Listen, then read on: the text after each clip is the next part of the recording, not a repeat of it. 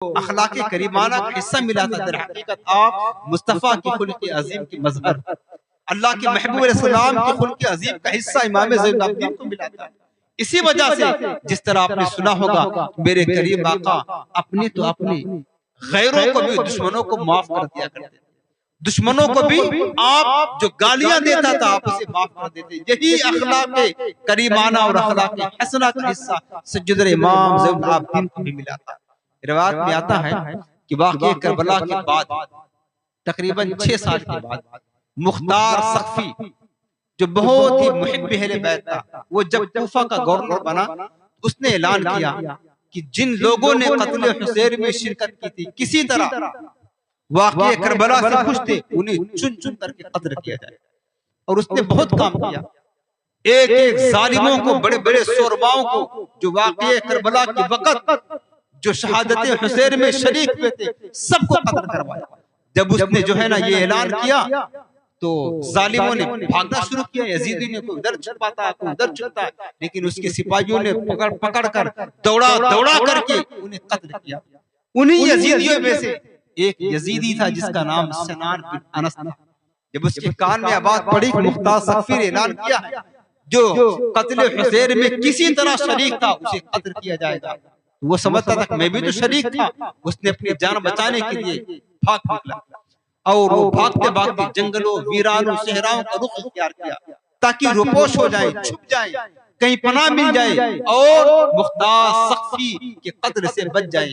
وہ بھاگتے بھاگتے صحرا اور کیا کہتے ہیں کہ صحرا اور جنگلوں کا سفر کرتے کرتے ایک مقام پر ایک میدان پر پہنچا، دیکھا کہ چند خیمے نصب ہیں۔ اس کو پیاس اور بھوک کی شدت تھی، اس کے پاس کچھ کھانے پینے کا سامان نہ تھا۔ اس نے سوچا کہ لگتا ہے کہ کچھ لوگوں نے یہاں قیام کیا ہے، چلتے ہیں ان سے کھانا اور پانی کا مطالبہ کرتے ہیں اور ان سے ملتا ہے تو پیٹ کی آگ بجھاتے ہیں۔ وہ سنان بن انس ایک خیمے کے پاس آیا، خیمے کا پردہ اٹھایا اور جیسے ہی خیمے کا پردہ اٹھایا فوراً گرا کر کے بھاگ کھڑا ہوا۔ اس خیمے کے اندر حضرت سیدنا امام زین العابدین بیٹھے ہوئے تھے، سفر حج کی تیاری تھی، اس وجہ سے خیمہ نصب کیا ہوا تھا۔ جب امام زین العابدین نے دیکھا کہ میرے در پر کوئی آیا ہے اور پردہ ہٹا کر مجھے دیکھا اور بھاگ کھڑا ہوا، اپنے غلام کو دوڑایا، جا کر اس کو لے کر آؤ۔ آپ کا غلام گیا اور سنان بن انس کو لے کر کے آیا۔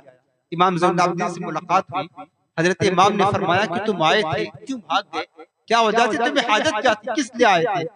اس نے کہا حضور بھوک اور پیاس کی شدت ہے، کئی دنوں کا سفر تھا، سوچا کہ خیمے نصب ہیں، ان کے پاس کچھ ہوگا جو ہے ہم ان سے کچھ مطالبہ کر لیتے ہیں تاکہ بھوک اور پیاس مٹ جائے۔ امام زین العابدین نے اس کو 3 دن تک اپنے گھر میں ٹھہرایا، اپنے خیمے میں، وہ 3 دن تک اچھی طرح مہمان نوازی کی۔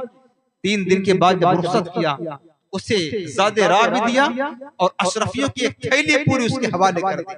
جب وہ جانے لگا اور چند قدم آگے بڑھا اور اس کے قدم رک گئے، واپس پلٹ آیا اور پلٹ آنے کے بعد کہا کہ امام لگتا ہے کہ آپ نے مجھے پہچانا نہیں۔ اس مسافر نے کہا کہ لگتا ہے آپ نے مجھے پہچانا نہیں۔ امام زین العابدین نے فرمایا کہ میں تو تجھے کربلا کے دن سے پہچانتا ہوں، کیا تو سنان بن انس نہیں ہے؟ میں تجھے نہیں پہچانوں گا، جس نے میرے خاندان کو ویران کیا ہو میں اسے بھول جاؤں گا؟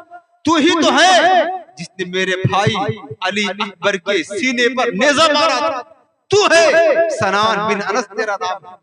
وہ سننا تھا، تھرا گیا۔ تو اس نے کہا کہ امام پھر آپ جب مجھے جانتے ہیں اور میں نے آپ کی خاندان والوں کے ساتھ یہ سلوک کیا، پھر آپ نے میرے ساتھ کیا سلوک کیا؟ آپ چاہتے مجھے قتل کروا دیتے، سزا دیتے، لیکن میں نے یہ دیکھا کہ آپ نے میرا کوئی پرسان حال نہیں، یہاں سب اجنبی ہیں، بھوک اور پیاس کی شدت تھی، آپ نے مجھے مہمان بنایا، 3 دن تک عمدہ سے عمدہ کھانا کھلایا اور اس کے بعد جب رخصت کیا تو زادِ راہ بھی دیا، اشرفیوں کی تھیلی بھی دیا۔ آپ نے میرے ساتھ یہ شفقت کیوں کی، یہ محبت، یہ رحمت کیوں کی؟ امام نے فرمایا اے سنان بن انس، جو تو نے میدان کربلا میں ہمارے اور میرے اہل کے ساتھ میں کیا وہ تیرا کردار تھا، اور جو میں نے آج یہاں پر تیرے ساتھ کیا یہ ہمارے رسول کا کردار ہے، یہ ہمارا رسول کا کردار ہے۔